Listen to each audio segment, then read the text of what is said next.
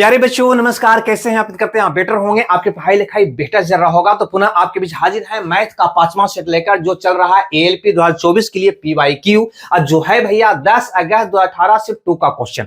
तो चलिए बिना समय गवाए 5वां सेट को देखते हैं। इसका पहला क्वेश्चन क्या कहता है, उस पर मुस्कुराते हुए बनाते हैं।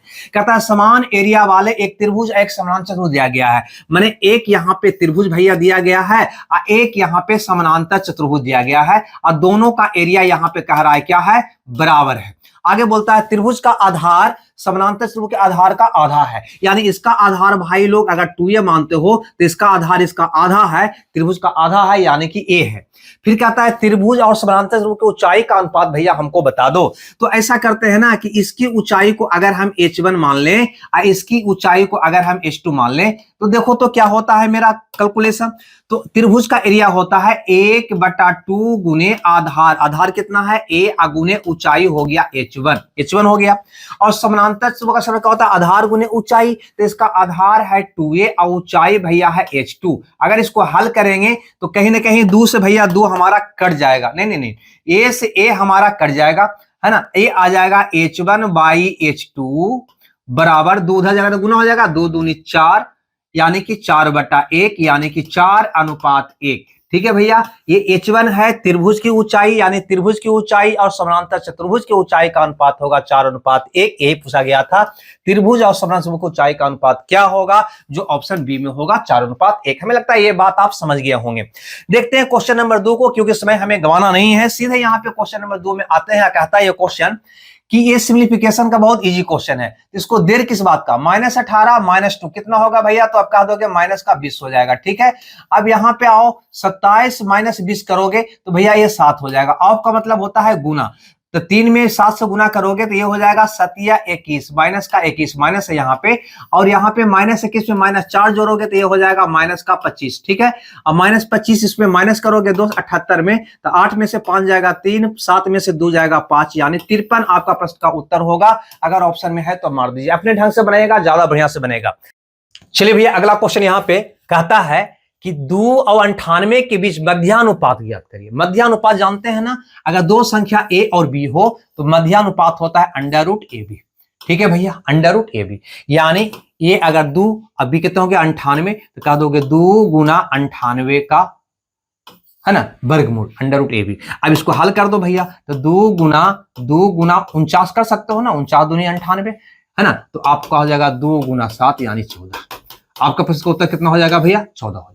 और इसमें एक बात याद रखना, है ना, कि अगर a और b दो संख्या हो तो मध्यानुपात तो √ab होगा, लेकिन तृतीय अनुपात, थर्ड रेशियो भी कभी कभी पूछ देता है, तृतीय अनुपात, है ना, अगर पूछे तो याद रखिएगा b² बटा a होता है। ठीक है ना, ये बात आप याद रखिएगा। ठीक है भाई, तो चलिए बढ़ते हैं। नंबर 4 को कहता है इसका वर्गमूल क्या है। तो देखो, इसको वर्गमूल बनाने के लिए आपको तरीका भी बता चुके हैं, और अगर देखो तो यहाँ पे अंतिम में 4 है, किसका वर्ग करने पर आएगा, 8 का वर्ग करने पे 4 तो आ जाएगा, 4 का वर्ग करने पे 6 आएगा, ये आपका उत्तर होने से गया। 6 का वर्ग करोगे अंतिम में 6 आएगा, 6 का 36, यहाँ 4 है, ये भी आपका गया, है ना। 2 का वर्ग 4 आ जाएगा, 8 का वर्ग 4 आ जाएगा, लेकिन ये दोनों में से कौन होगा। तो देखो यहाँ पे कहीं ना कहीं 70 का वर्ग आपको पता है ना कितना होता है, 4900, है ना, ये 4900 से कम है, यानी इसका जो भी वर्गमूल होगा वो 70 से क्या होगा भैया, कम होगा। 70 से क्या होगा, कम होगा। 70 से कम ये है भैया, ये नहीं है, ये आपका उत्तर होगा। अथवा एक तरीका मैंने आपको और बताया है ना, जो सभी जगह लागू आपको होगा, उसको भी याद रखिएगा। ऐसे तो आप बना ही लोगे। अगर कभी भी किसी भी संख्या का वर्गमूल पूछते निकालने का प्रयास मत करना, आप सीधा सीधी इसको मिटा देते हैं, थोड़ा सा आपके लिए यहाँ पे, है ना, ताकि हम आपको बता सके। सीधा सीधी आप 1 से लेकर 24 तक का वर्ग, 24 तक का वर्ग आपको अगर याद है ना, तो बहुत आराम से बनाया जा सकता है। यहां पर देखो कितना है, 24। अब देखो 1 से लेकर 24 तक में किसका वर्ग करने का पर अंतिम 2 अंक 24 आता है। ठीक है ना, तो कहोगे भैया यहाँ पे कि 18 का वर्ग 324 होता है। ये आपको सिर्फ पता करना है, समझ गया बात को, है ना। ये देखना है कि ये अंतिम 2 अंक किसका वर्ग करने पे आएगा, तो कहोगे 18 का वर्ग करने पर अंतिम 2 अंक 24 आ जाएगा, यानी ये हुआ इसका मतलब कि इसका जो वर्गमूल होगा दोस्त, उसका अंतिम 2 अंक या तो आपको 18 होगा, है ना, जिसका वर्ग है 18 होगा, या 50 माइनस का 18 यानी कि 32 होगा, या फिर 50 प्लस का 18 यानी कि 68 होगा, या फिर 100 माइनस का 18 यानी कि कितना हो जाएगा भैया, तो 82 हो जाएगा। ठीक है, ये होगा, यही इसका अंतिम 2 अंक हो सकता है, इसके अलावा कोई इसका अंतिम 2 अंक नहीं होगा। अब इसके आधार पे तुम उत्तर कर सकते हो। तो 18 किसी में नहीं है, ठीक है भैया, 32 भी किसी का अंतिम 2 अंक नहीं है, 68 किसी का, हाँ 68 है यहाँ पे देखो, है ना, 82 किसी का 2 अंक नहीं है, यानी आपका उत्तर कौन हो जाएगा, ये हो जाएगा। अगर 2 ऑप्शन मिल जाए तो इसका वीडियो यूट्यूब पर बनाकर हम डाल दिए, उसको जरूर देखिएगा। चलिए भैया बढ़ते हैं अगले क्वेश्चन की ओर, यानी क्वेश्चन नंबर 5 में। ये क्वेश्चन क्या कहता है कि एक वर्गाकार खेत जिसका एरिया इतना दिया हुआ है तो उसकी भुजा क्या होगा। अरे भैया आपको तो पता है ना, एरिया बराबर होता है क्या, भुजा स्क्वायर, ठीक है। तो ए बराबर क्या होगा, अंडर रूट एरिया होगा, है ना, यानी 196 का वर्गमूल निकालोगे कितना होगा भैया, 14 होगा, यानी सी ऑप्शन आपका सही होगा। आगे बढ़िए सीधे इस क्वेश्चन पे, ये बढ़िया सा क्वेश्चन टाइम एंड वर्क का कहता है ए और बी ए कार्य को 12 दिन में करता है। लो भैया यहां से शुरू हो जाते हैं कि ए और बी एक काम को 12 दिन में करता है। आगे बढ़ते हैं, हालांकि ए को कार्य पूरा होने से कुछ दिन पहले काम छोड़कर जाना पड़ा, यानी ए जो है कार्य पूरा होने के कुछ दिन पहले ही चला गया, कुछ पहले ही ये काम छोड़ दिया, ये कहता है। आगे बढ़ो, पूरा कार्य करने में 16 दिन लगा, इसलिए पूरा कार्य करने में कितने लगा, 16 दिन लगा। ये अकेला कार्य को 21 दिन में पूरा करता है, इसका भी दिया हुआ है, ठीक है। तो कार्य खत्म होने से कितने दिन पहले ए ने काम छोड़ा, कुछ नहीं करो, ये डाटा आपको पता हो गया। पहले क्या निकाल लो, यहाँ पे कुल काम निकाल लो। कैसे निकालोगे, दोनों का एलसीएम जो होगा 84, उसके बाद एक दिन का काम जिसको कहते हैं इफिशिएंसी निकाल लो, भागा देकर। तो बरसते 84 एक 84, है ना, यानी ए और बी एक दिन में 7 काम, ए एक दिन में 4 काम, और 7 में 4 घटाओगे तो बी का निकल जाएगा कि बी एक दिन में 3 काम, बी का इफिशिएंसी 3। अब यहां पे ध्यान देना, यहां पे क्वेश्चन है कि कार्य पूरा होने से कुछ दिन पहले ए को काम छोड़ना पड़ा, कार्य पूरा होने के कुछ दिन पहले ए छोड़ के चला गया। इस प्रकार कार्य करने में कुल 16 दिन का समय लग गया। इतना तो क्लियर है कि ये 16 दिन का समय क्यों लगा, क्योंकि कार्य पूरा होने के पहले ही ए काम छोड़कर चला गया, यानी कि बी तो शुरू से अंत तक किया होगा। तो सोचो ना कि बी 16 दिन काम किया होगा, तो 16 दिन में 48 काम तो बी कर दिया होगा भाई लोग। 48 काम कौन किया होगा, बी। तो 48 अगर बी किया होगा तो इसको माइनस कर दोगे तो 14 में से 8 गया 6, ये 36 काम कौन किया होगा भैया, तो कहोगे ए किया होगा। ये 36 काम कौन किया होगा, ए। तो ये पता कर लो ना कि 36 काम ए के दिन में किया होगा। ये तो एक दिन में 4 काम करता है, तो 36 काम किया होगा 36 भागा 4, यानी कि 9 दिन में। के दिन में भैया, 9 दिन में। इसका मतलब ये हुआ कि ये 9 दिन तक ए काम किया होगा, उसके बाद काम छोड़कर चला गया होगा। तो सोचो कितना दिन पहले ए काम छोड़ गया, ये आपको निकालना, ये नहीं निकालना है। 9 देखकर 9 में टेक आउट मत मारना, नहीं तो गलत हो जाओगे, क्योंकि 9 दिन बाद एक काम छोड़कर चला गया, यानी कितना दिन पहले, तो काम 16 दिन में समाप्त हुआ है, तो कितना दिन पहले, तो 16 में से 9 को घटा दोगे, यानी 7 दिन पहले एक काम छोड़कर गया होगा। आपका उत्तर ये होगा। बहुत सा लड़का यहाँ पे कंफ्यूज होकर 9 मार देगा, जो गलत हो जाएगा। अब बहुत सारा गलत होता भी है ना। क्वेश्चन पर ध्यान देना, काम समाप्त होने के कितने दिन पहले एक काम छोड़कर गया, है ना। 9 दिन के बाद तो ये गया, तो कितने दिन पहले हुआ, 16 दिन में काम खत्म हुआ और उसमें 9 दिन काम किया और चला गया, तो कितना दिन पहले गया, तो 16 - 9 यानी 7 दिन पहले एक काम छोड़ा। अब देखते हैं क्वेश्चन नंबर 7 को। ये भी कहीं ना कहीं पाइप टैंकी का क्वेश्चन है, उसी प्रकार का। पाइप ए, बी और सी एक खाली टैंक से जुड़ी हुई है। लो भैया, फिर कहता है 2 पाइप यानी कि ए और बी क्रमशः 4 और 10 घंटे में भर सकता है। चलो ए है ए है बी, ये 4 घंटे में, अब भैया ये 10 घंटे में भर सकता है। तीसरा पाइप भरी हुई टैंक को 6 घंटे में खाली कर सकता है, यानी ये 6 घंटे में खाली कर सकता है। ठीक है, यदि तीनों पाइप को एक साथ समय पर खोल दिया जाए तब टंकी का 3/5 भाग भरा हुआ हो तो टंकी भरने में कितना समय लगेगा। कुछ नहीं सोचो, पहले कुल काम निकालो, सीधा सीधी कुल काम निकालो। कुल काम का मतलब यहाँ कुल टैंक हो जाएगा जिसको भरना है। तो क्या कहोगे, 4, 10, 6 का एलसीएम, कहीं ना कहीं कुछ भी ले लो, तीनों से कटने वाला 60। अब 1 घंटे का काम निकालो जो होगा इफिशिएंसी, भागा देकर भैया। तो ये हो गया 15, ए हो गया 6, ए हो गया -10। क्लियर है यहां तक। यानी ए 1 घंटा में 15 टंकी भरेगा, बी 1 घंटा में 6 टंकी भरेगा, सी 1 घंटा में 10 टंकी भरेगा। अब यहां पे क्वेश्चन कहता है कि टंकी का 3/5 भाग भरा हुआ है। तो 3/5 भाग भरा हुआ है तो टंकी को भरने में कितना समय लगेगा? तो भैया 3/5 इसका पहले से भरा हुआ है, यानी 3/5 का मतलब हो गया 12 25 7 यानी 36 को टंकी भरा हुआ है ना। इतना भरा हुआ है तो खाली कितना है? 36 को माइनस कर दो तो 10 में से 6 गया 4 और 5 में 3 गया तो 24 टंकी भरना है। 24 टंकी भरना है, इतना भरना बाकी है। 60 को में 36 को पहले से भरा हुआ है, 3/5 पहले से भरा हुआ है, तब बचा कितना? 24 टंकी भरने के लिए। अब यही प्रश्न है कि तीनों को अगर एक समय खोल दिया जाए तो ये 24 टंकी को कितने घंटों में भर देगा, यही हमारा क्वेश्चन है। तो देखो तीनों को खोलेगा तो क्या होगा भैया? तब 1521 को 1 घंटा में भरेगा, ये 10 को खाली करेगा, यानी 1 घंटा में 11 टंकी भरेगा। तो 24 टंकी भरने में कितना समय लगेगा? तो 24 भागा 11 घंटा का समय लगेगा, जो ऑप्शन डी में है। डी आपका सही उत्तर होगा। तो चूंकि हम बताते हैं, हो सकता है समझने में दिक्कत हो, अपने से बनाओगे ज्यादा समझ में आएगा, तरीका पता होनी चाहिए। अब देखते हैं क्वेश्चन नंबर 8 को। स्थानीय मान पहले भी आ चुका है, कहता है 4 और 2 का स्थानीय मान। दोस्त यहां पे गौर करना, 4 का स्थानीय मान का मतलब यह होता है, 4 का स्थानीय मान का मतलब यह होता है, यहां पे ध्यान दो, 4 का स्थानीय मान का मतलब यह होता है कि 4 के बाद कितना अंक है? 1 2 3 4 अंक है, तो 4 को 0, 1 2 3 4 को 0। 2 का स्थानीय मान का मतलब होगा 2 के बाद कितना अंक है? एक भी अंक नहीं है, मतलब 1। फिर कहता है ये दोनों के स्थानीय मान का भैया हमको अंतर बता दो, अंतर निकाल दो। 10 में से 2 गया 8, 9 9 9 3, ये हमारा उत्तर होगा 3,998। ठीक है, स्थानीय मान आपको बता चुके हैं। एक होता है जातीय मान भी, नहीं तो जातीय मान होगा जो कभी नहीं बदलेगा, जो जिस अंक का जातीय मान पूछेगा वह खुद होगा। 4 का यहां पे देखो, 4 का जातीय मान 4, 7 का जातीय मान 7, 8 का जातीय मान 8, कहीं भी रहे उसका जात नहीं बदलेगा, लेकिन स्थानीय मान बदल जाएगा। जहां पे होगा उसके बाद जितना अंक होगा उतना ही शून्य डाल दोगे, उसका स्थानीय मान निकल जाएगा। ये हो गया 8वां नंबर का क्वेश्चन। अब देखो यहाँ पे 9वां नंबर का क्वेश्चन, कहता है रैखिक समीकरण x - 2y - 8 बराबर 0। यहां अगर 2 से भागा दे दो भैया सब में, तो ये हो जाएगा x + 2y, और 16 में 2 से तो 8 इधर लाओगे तब -8 बराबर 0।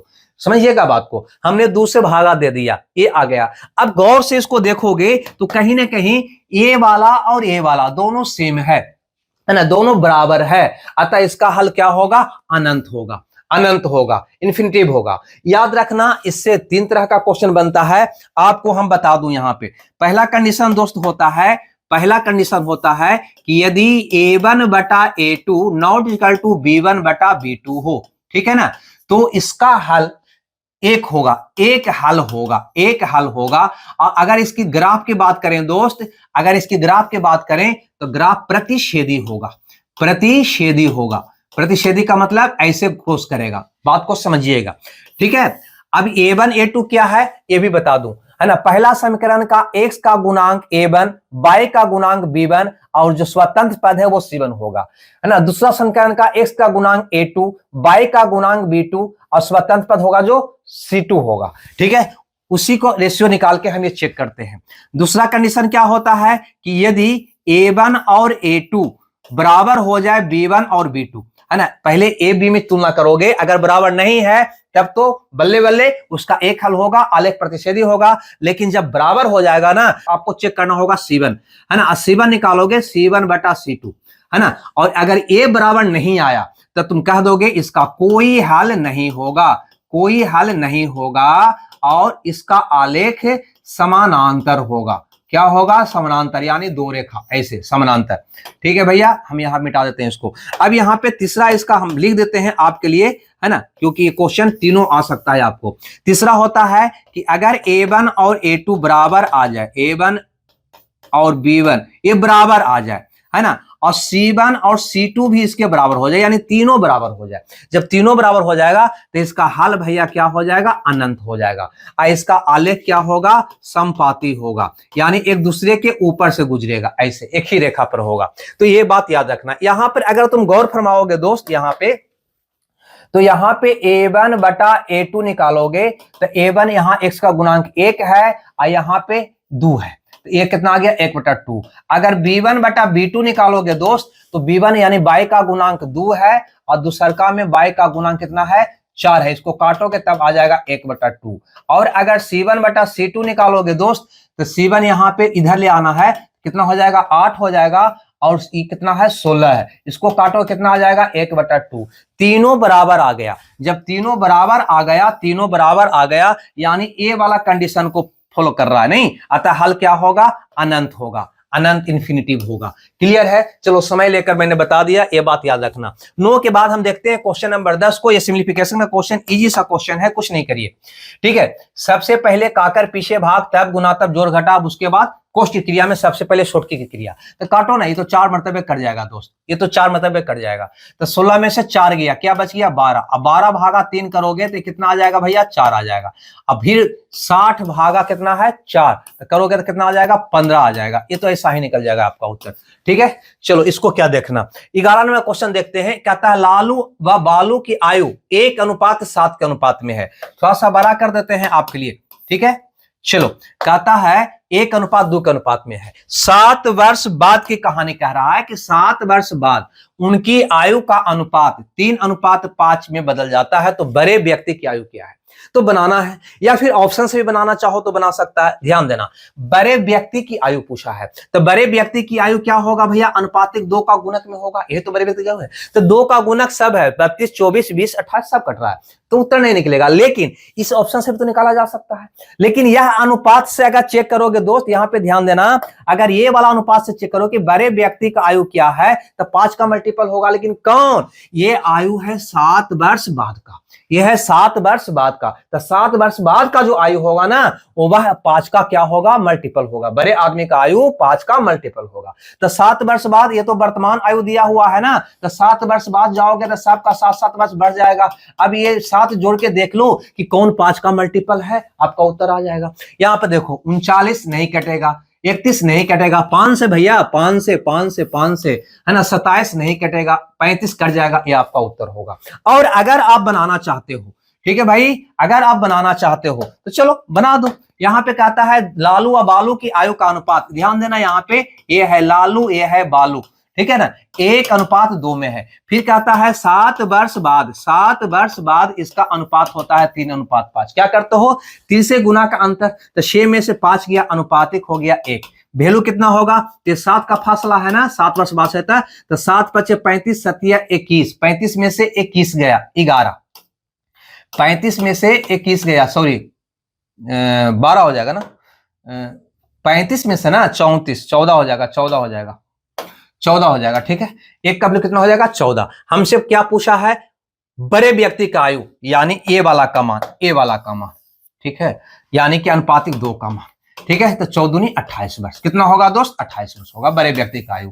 ये है आपका 28, आपका उत्तर कौन हो जाएगा, डी। तो ये प्रोसेस हुआ और ये ऑप्शन से हो गया। रेशियो को ज्यादातर पे ऑप्शन से भी हम लोग बनाते हैं। आगे देखो यहाँ पे क्वेश्चन, ये क्वेश्चन कहीं ना कहीं ग्राफ का है, और ये कहता है दोस्त कि भारत में वर्ष 2009 में रंग के अनुसार बाइकों की बिक्री हुई है, यानी ब्लू का इतना, ग्रीन का इतना, गोल्डन ब्राउन जो भी है, येलो पीलो सब है।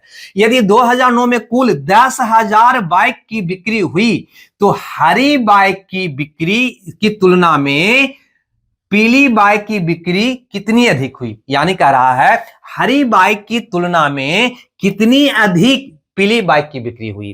तो देखो यहां पे लिख देते हैं कि पीला कौन है, हरा कौन है, कौन कलर से लिखते हैं, काला से, है ना, पीला, पीला ये है, पीला ये है आपका पीला है, ठीक है ना, येलो है।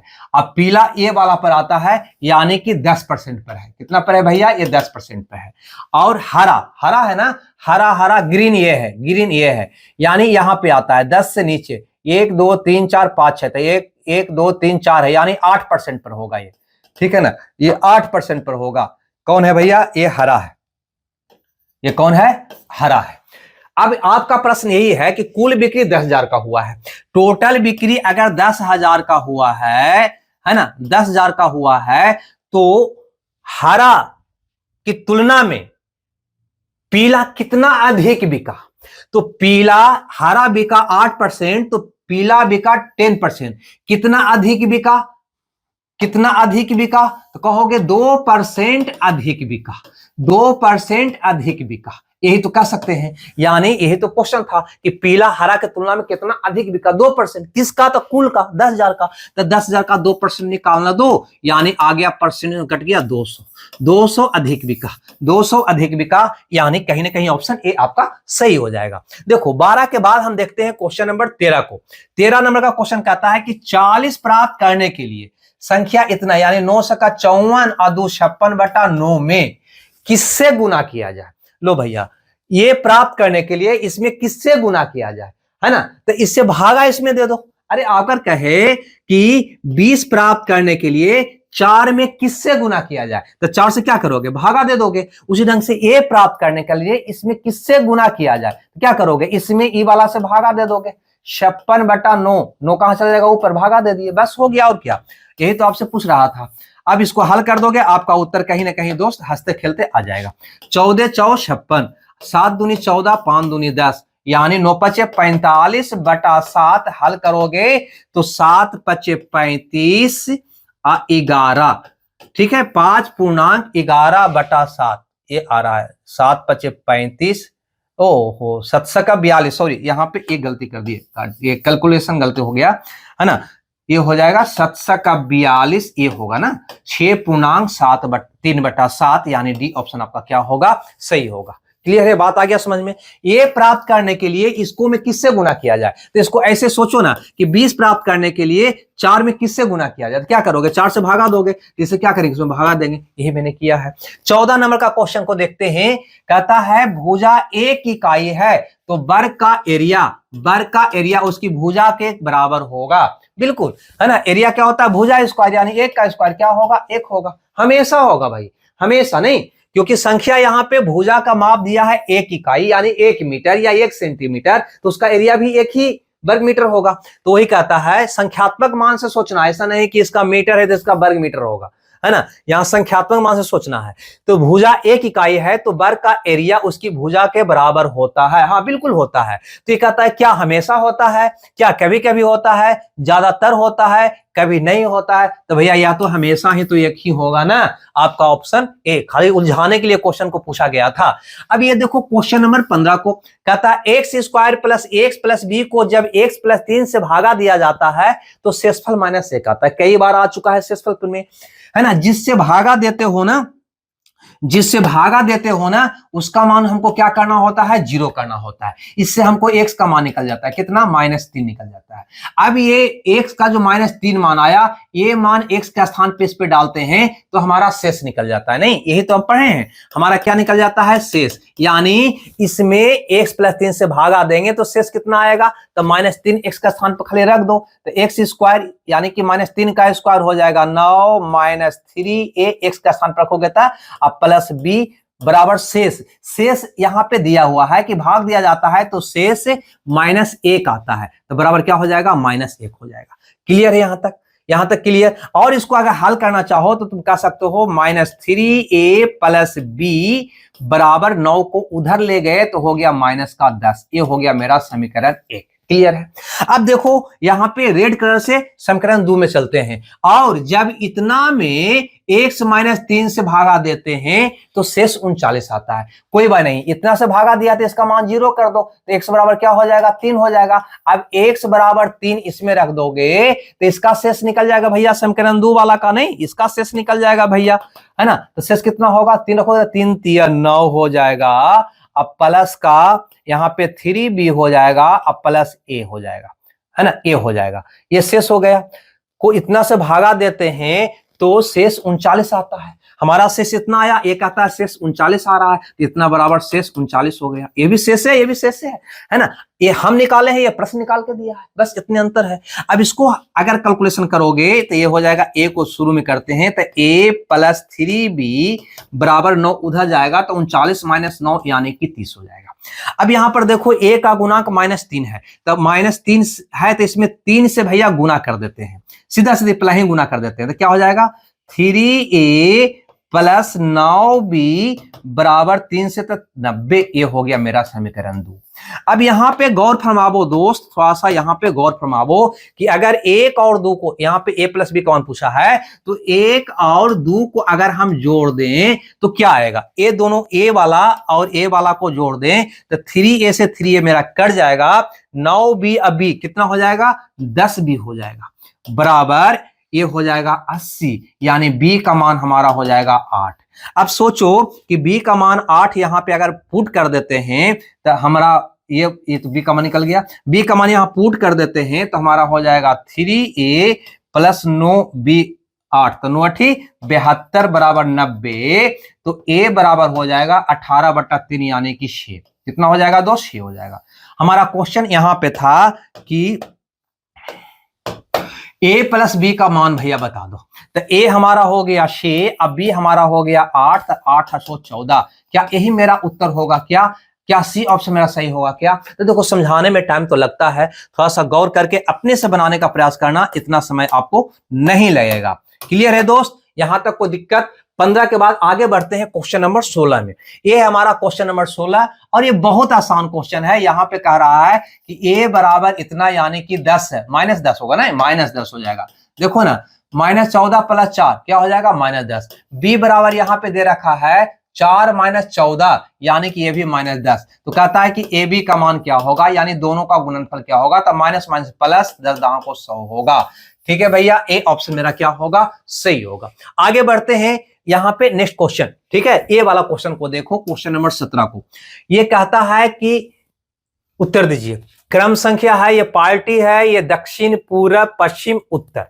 कहता है दिए गए आंकड़ों के आधार पर चुने गए उम्मीदवारों की कुल संख्या क्या है। लो, ये आंकड़ा के आधार पर है ना, ये उम्मीदवार जो जीता है पूरे भारत में उसका सारणी दिया है ना, कि दक्षिणी क्षेत्र में टोटल जीता है ना, ए पार्टी का 40 गो, बी पार्टी का 6 गो, सी पार्टी का 83 गो, डी पार्टी का 1 गो। ठीक है, पूर्वी क्षेत्र में इतना जीता है, पश्चिमी इतना, उत्तरी क्षेत्र में इतना जीता है। तो बताओ कि कुल उम्मीदवार, चुने गए उम्मीदवारों की कुल संख्या क्या है, यानी कि सबको जोड़ना होगा। तो पहले इसको जोड़ो, है ना, इसको जोड़ोगे तो हो जाएगा 7 5 12 और 7 19 के 9, बाकी 1 3 3 9 4 13, 139 वो ए पार्टी का टोटल उम्मीदवार है ना, दक्षिणी पूर्वी पश्चिमी उत्तरी क्षेत्र में जीता।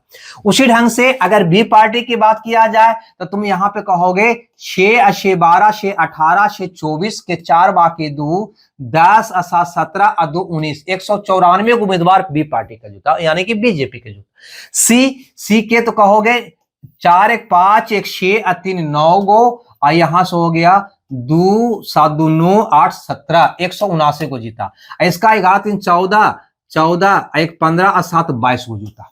अब इसको जोड़ दो, यही टोटल तो पूछ रहा है आपसे कि कुल उम्मीदवार कितना जीता, है ना। तो 9 4 9 9 18 4 22 2 24 के 4 बाकी 2 5 14 7 21 2 23 के 3 बाकी 2 3 2 5, यानी 534 को जीता टोटल उम्मीदवार। ये मेरा क्वेश्चन था, तो जोड़ना तो पड़ेगा, इसमें तो कोई डाउट नहीं है ना। अब यहां देखो 17 के बाद क्वेश्चन नंबर 18 को, ये क्या कहता है, तो ये कहता है कि उत्तर देने के लिए कौन सा कथन पर्याप्त है, वही डीआई का क्वेश्चन। यदि एक्स ने इतिहास भाषा विज्ञान, माने एक इतिहास है, एगो भाषा है, एगो विज्ञान है, यानी इतिहास भाषा विज्ञान 3 विषय का औसत 50 है, तो तीनों का योग तो हो जाएगा 150, यानी इतिहास भाषा और विज्ञान का योग दे रखा है 150। तो आपको बताना है कि विज्ञान में कितना अंक आया, ये मेरा क्वेश्चन है ना, कि विज्ञान में कितना अंक आया। विज्ञान में कितना अंक आया का उत्तर देने के लिए यहां पे हमें भाई लोग 2 गो कथन दिया है, 1 और 2। अब ये दोनों में से कौन कथन का उपयोग करके हम बता देंगे कि विज्ञान में इतना अंक आया या कितना अंक आया, है ना, जबकि तीनों भाषा का योग यहां पे दिया हुआ है। चलो पहला हम पढ़ते हैं कथन। कहता इतिहास और भाषा में औसत 25 है, यानी हम कह सकते हैं इतिहास और भाषा का योग 25 दूनी 50 है ना, योग कितना है 50 है। इतिहास और भाषा मिलाकर अगर 50 हो जाएगा तब विज्ञान का नहीं निकल जाएगा, तीनों का यहां से 150 तो पता है ना जी, 50 या 150 योग पता है, तो 150 में 50 घटावेंगे तो 100 आ गया विज्ञान में, यानी कि ये कथन बिल्कुल सिंगल रूप से पर्याप्त है। इससे हम उत्तर दे देंगे कि विज्ञान में कितना अंक आया। नहीं, तीनों में 150 आया दिया हुआ है। इससे हमको पता चल गया कि इतिहास और भाषा में आ रहा है कितना भैया, तो 50 अंक। तो विज्ञान में कितना आया घटा देंगे। अब दूसरा क्वेश्चन यहाँ पे, दूसरा कथन सॉरी कहता है कि भाषा में 30 अंक मिला, तो विज्ञान में कितना मिला बता पाओगे? अरे भैया खाली भाषा में 30 है तो विज्ञान में कैसे पता चलेगा? नहीं ना चलेगा, तीनों का योग है 150, तो भाषा में है तो ये दोनों का योग निकलेगा, विज्ञान का अलग कैसे कर पाओगे? ये आपके लिए कथन पर्याप्त नहीं है, केवल एक। अब यहां देखो है ना, 1 और 2 दोनों पर्याप्त है, गलत। यहां पे कहता है 2 पर्याप्त है जबकि 1 अपर्याप्त है, गलत। यहां पे कहता है 1 पर्याप्त है जबकि 2 अपर्याप्त है, बिल्कुल सही। आगे देखने की आवश्यकता। चलिए भैया बढ़ते हैं अगले क्वेश्चन की ओर। ये क्वेश्चन कहता है कि निश्चित राशि पर 3 वर्ष के लिए 5% की दर से साधारण ब्याज इतना है, यानी 5 तिया 15% की दर से साधारण ब्याज है 5250 रुपया। इसका कहने का मतलब ये है ना, होता है ना ऐसा ही आरटी प्रतिशत 15% ऐसा ही हुआ। एक आता है नहीं 5250 है, तो उसी राशि पर समान अवधि के लिए समान दर पर चक्रवृद्धि ब्याज कितना होगा? तो एक काम करो, 3 वर्ष का CSI तो आपको पता है ना कि 5250 रुपया है, 5250 रुपया है। तो तुम ये लिखो कि CI ज्यादा कितना होगा, ये ज्यादा कितना होगा ये निकालो, जो ज्यादा होगा इसमें जोड़ देना, उत्तर आएगा। कैलकुलेशन आपका आसान हो जाएगा।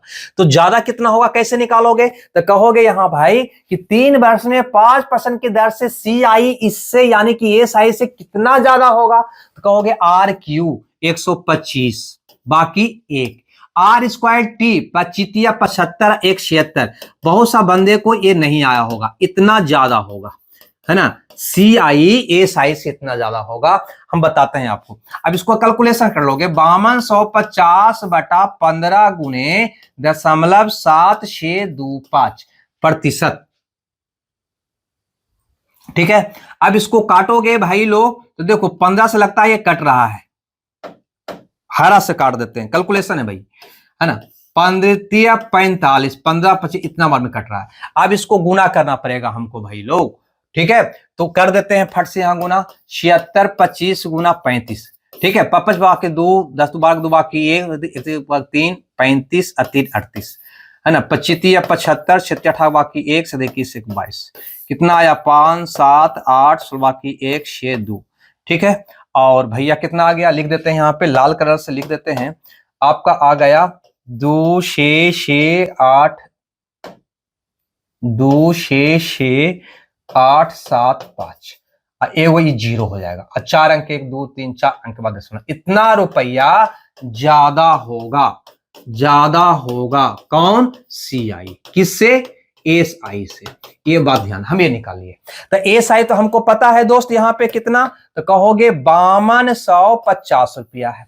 और CI इतना ज्यादा होगा यानी 266.875 जो भी हो ज्यादा होगा, तो जोड़ दो कितना हो गया 7 8 6 5 11 के 1 बाकी 1 5 5 इतना रुपया होगा CI 5516.87 5516.87 यानी ये वाला 5516.88 है। तो यहाँ पे देखो एक अंक हम छोड़ दिए हैं 5 5 1 यहाँ लोगे तो 8 हो जाएगा, ठीक है। तो ई ढंग से बना लोगे। अब यहाँ पे देखो कि 3 वर्ष का CI कितना ज्यादा होगा, 2 वर्ष का CI कितना ज्यादा होगा, यानी कि SI CI का अंतर क्या होगा, इसका वीडियो CI का हम YouTube पर बना दिए। उसको कंसेप्ट है 5 से 10 मिनट, उस पर ध्यान दे दोगे तो CI का समस्या से निदान पा जाओगे, है ना। यहां समय हम नहीं दे पाएंगे।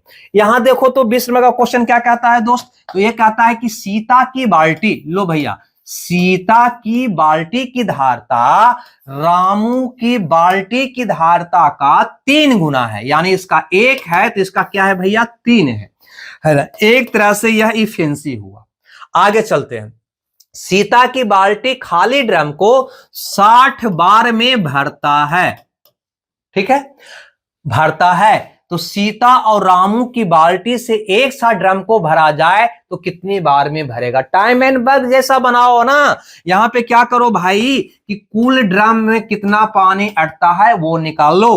तो देज गुने इफिशिएंसी गुना करो, सोतिया 18 कितना हो जाएगा 180, यानी टोटल 180 बाल्टी उसमें अटता है ना। अब यहाँ पे इफिशिएंसी पता है, क्या इफिशिएंसी पता है कि सीता 3 गो और रामू 1 गो, तो 1 घंटा में कितना 3 1 4 गो, 4 बाल्टी, है ना। टोटल भरने में कितना लगेगा भैया, 180 भरना है तो 180 भागा 4 कर दो, कितना आ जाएगा 45 बार में, 45 बार में भर जाएगा। ए ऑप्शन आपका सही हो जाएगा। देखो 20 के बाद देखो क्वेश्चन को बदलने का तरीका सीखो। भाषा अलग होता है लेकिन उसको अपने अनुसार कैसे ढालें, है ना।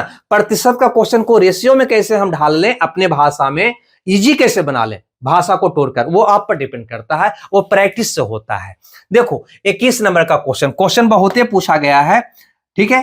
कहता है सूर्या, लिख देते हैं भाई, यहां पे कहता है सूर्या रामिया से 3 गुना तेजी से काम करता है, ठीक है। यहां लिख देते हैं सूर्या रामिया से 3 गुना तेजी से काम करता है। सूर्या 3 गुना तेजी का मतलब इसका 3 तो इसका कितना होगा 1। ये भैया एक तरह से क्या दिया हुआ है, इफिशिएंसी दिया हुआ है। वह रामिया द्वारा एक कार्य को पूरा करने के लिए दिनों की तुलना में 40 दिन पहले कर लेता है। लो 40 दिन पहले कर लेता है। एक बात बताओ, अगर हम टाइम की बात करें तो टाइम इफिशिएंसी का उल्टा होता है, पता है आपको। यानी 3:1 में इफिशिएंसी है, कार्य करने में वो दक्ष है, तो समय उसको उल्टा लगेगा, है ना। ज्यादा तेज है तो इसको कम लगेगा। तो क्या कहोगे कि समय का अनुपात हो जाएगा 1:3, है ना। किसी काम मैंने 1 घंटा में 3 काम है, ये काम, तो समय कितना लगेगा, तो पूरा काम करने में ये लेगा 1 घंटा, तो लेगा 3 घंटा। उल्टा, ज्यादा तेज है तो कम समय, धीमा है तो ज्यादा समय। चलो ये टाइम का अनुपात निकला। क्यों निकाले, यहां पर देखो, क्योंकि एक लाइन दिया हुआ था कि रामिया एक कार्य को पूरा करने के लिए दिनों की तुलना में 40 दिन पहले करता है। रामिया जो है 40 दिन पहले काम को निपटा लेता है। रामिया जो है 40 दिन पहले, यहां से देखो रामिया अनुपातिक 2 पहले, यानी अनुपातिक 2 का वैल्यू 40, तो 1 का वैल्यू कितना होगा 20। ये 1 का वैल्यू कितना हो जाएगा 20 दिन में सूर्या निपटाता है, तो एक निपटा होगा 20 दिया 60 दिन में। बात आई समझ में, 1 का वैल्यू 20 थे, 1 का वैल्यू 20 था, 3 का वैल्यू 60, है ना। ये डेज भी निकल गया, तो भैया कुल काम भी तो अब निकल जाएगा ना। गुना करो 20 दिया 60, यहां से गुना करो 60 है कम 60। प्रश्न को देखो क्या पूछता है, प्रश्न पूछता है कि तो ज्ञात करें कि उन्हें कार्य को पूरा करने में कितना समय लगा। उन्हें यानी कि दोनों को, ये नहीं कर रहा है, यदि एक साथ कार्य करे तो उन्हें कार्य करने में कितना समय लगेगा, यानी दोनों को काम करने में कितना समय लगेगा। तो काम है भैया 60 को 2 करेगा, 1 दिन में 4 काम निपटाएगा, तो 60 काम निपटाने में लग जाएगा 15 दिन, 15 दिन, ठीक है। क्लियर है। चलो 21 के बाद हम देखते हैं क्वेश्चन नंबर 22 को, है ना। एक कहीं ना कहीं आपका हाइट एंड डिस्टेंस क्वेश्चन है, नहीं कहता 7 मीटर ऊंचे एक प्लेटफार्म के शीर्ष से, ये भैया 7 मीटर ऊंचा ये प्लेटफार्म है, ठीक है। 7 मीटर ऊंचा प्लेटफार्म के शीर्ष से, यहां से भाई एक मीनार का उन्नयन कोण 30 डिग्री है। लो यहां पर एक मीनार है, सीधा पार देते हैं थोड़ा सा, है ना। ये मीनार को इसके सिर से देखता है तो यह उन्नयन कोण भाई लोग यहां पे कहता है 30 है। ये हमारा क्या है, मीनार है। प्लेटफार्म से मीनार 50√3 मीटर दूरी पर स्थित है, यानी यह भी दूरी हो जाएगा आपका 50√3 मीटर, है ना। ये तो 7 मीटर, तो ये भी आपका हो जाएगा 7 मीटर। तो बताता है कि मीनार की ऊंचाई क्या है, मीनार की ऊंचाई पूछ रहा है, क्या निकाल लोगे, कहोगे जी बिल्कुल निकाल लेंगे। यहां पे ध्यान दो, सबसे पहले ये ध्यान दो कि ये 30 के सामने का एंगल कितना होता है भैया, तो कहोगे 1 होता है ना। ये 60 हो गया, 60 के सामने का एंगल √3, ये सबको पता होगा अनुपात में, है ना। ये 30 है तो ये 60 होगा ना, 90 है तो ये 60 होगा ना, तो 60 के सामने वाले भुजा √3, तो 30 के सामने भुजा 1 होता है। अब ये √3 का मान दिया है दोस्त 50, √3 का मान दिया है 50, तो 1 का मान हो गया 50, 1 का मान कितना हो गया दोस्त, कहोगे 50 मीटर, यानी यहां से यहां तक कितना हो गया 50 मीटर। ये 7 है तो ये तो यहां से हमको पता है ना, यहां से यहां तक कितना है, कह देंगे 7 मीटर। तो मीनार को चाहिए 50 और 7 कितना हो गया, 50 + 7 कितना हो गया 57 मीटर, 57 मीटर। क्लियर है यहां तक, है ना। अरे ऐसे किए, ये √3 का मान हो गया 50√3, तो 1 का मान कितना होगा 50√3/√3, ये कट जाएगा 50 आएगा ना, ये वाला, ठीक है। चलो 22 के बाद आते हैं ए वाला क्वेश्चन, यानी कि 23 नंबर का। चलो भाई लोग इसको भी देख ही लो। कहता है एक लंबवृत्तीय बेलन शंकु, लंबवृत्तीय शंकु का आयतन, लो एक लंबवृत्तीय यहां पे शंकु है का आयतन जिसकी आधार का त्रिज्या ऊंचाई के बराबर है, यानी इसका आधार का त्रिज्या भाई r है, तो इसका ऊंचाई के बराबर का मतलब इसका ऊंचाई भी क्या है, r है, का आयतन अर्धगोले के आयतन के बराबर है, यानी इसका जो आयतन है एक अर्धगोले के आयतन के बराबर है, अर्धगोले के आयतन के बराबर है। तो शंकु और अर्धगोला के त्रिज्या का अनुपात क्या होगा, चलो इसकी त्रिज्या को AR मान लेते हैं, ठीक है ना, इसका आयतन इसके आयतन के बराबर है, ठीक है।